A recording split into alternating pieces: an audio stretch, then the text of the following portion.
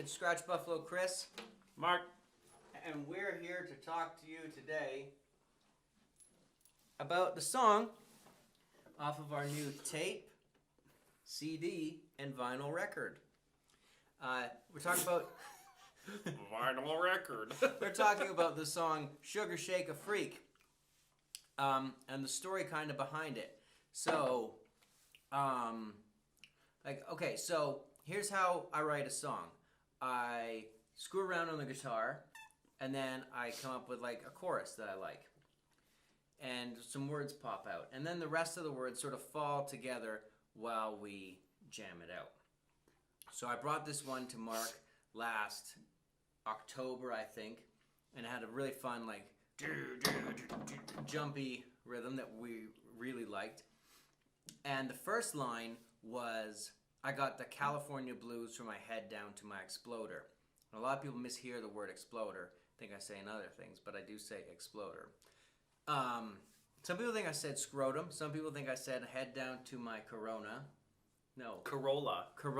That's what Mark thought I said. Head down to my Corolla. No. And when I pay my dues, I'm gonna fill my Corolla. I thought you were like filling your car with gas. Yeah.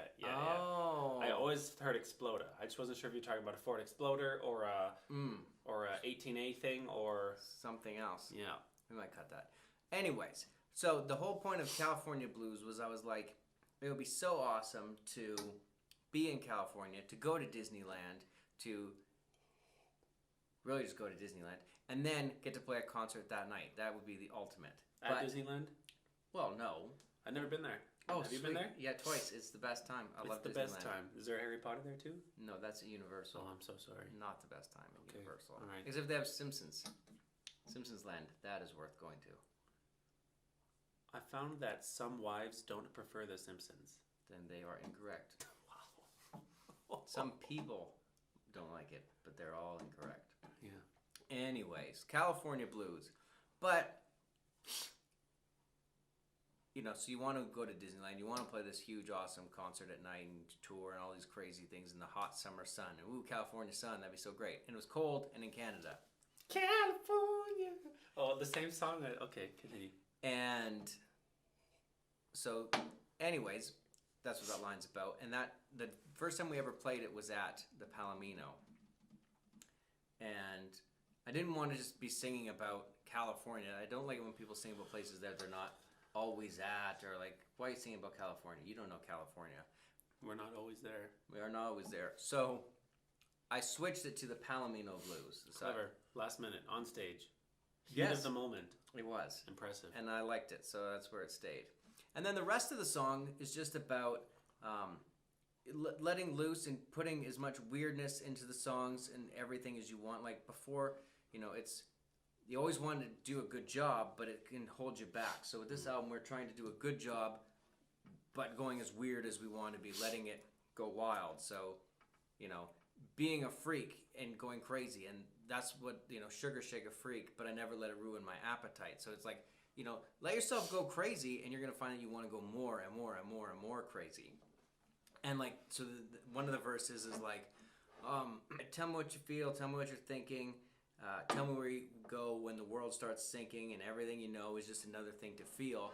And it's because like, well, it's like everything like is just something you have to feel. If you have a good day, well, you feel good. But if you have a bad day, you got to feel that too, and it can be a drag. And so then that part of the song, it kind of breaks down. You're like, oh, this is a drag. And then it's like, oh no, chorus in your face, freak out, go crazy, do. It's much more fun. So I like that because you're like, oh, you start to go in this overthinking, boring nonsense, and then you're back to having fun.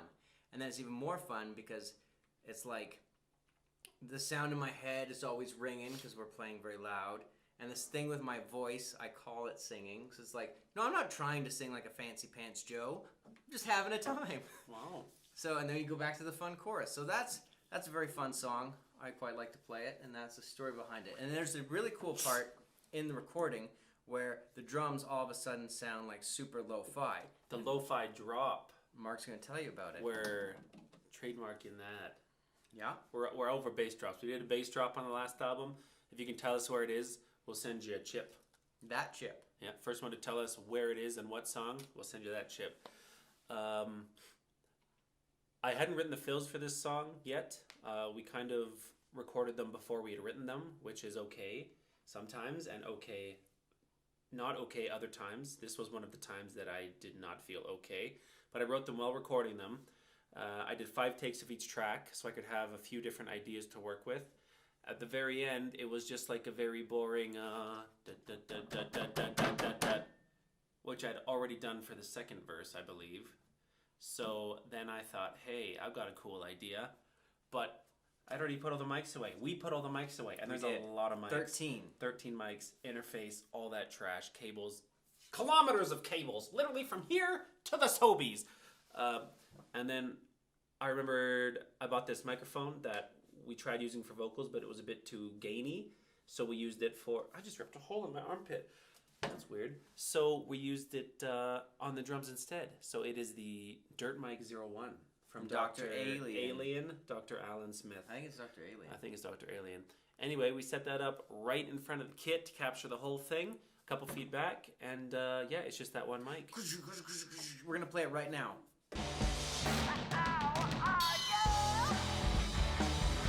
Wow, that was cool. So that's that song. And, we're going to talk to you about, the stories from all the tunes, all the ditties. So, if you want to know the story behind, when it comes out, Call It Love or Where's Your Action? You haven't even heard these songs. But if you want to know the stories behind them, you let us know. We've heard them so much. Or one of the stories behind the oldies, hit us up in the comments. We'll probably tell you. And, in the words of Mark, goodbye. And before we go, shout out to Paul. Again? I don't think Paul got a shout out yet. I think Tiny Fred got the last shout out. Paul got the last shout out. Before we go, Tiny Fred, shout out. Shout out to Tiny Fred. If you want to get a shout out like Tiny Fred just got, just be awesome. Send us a message and say, give me a shout out, because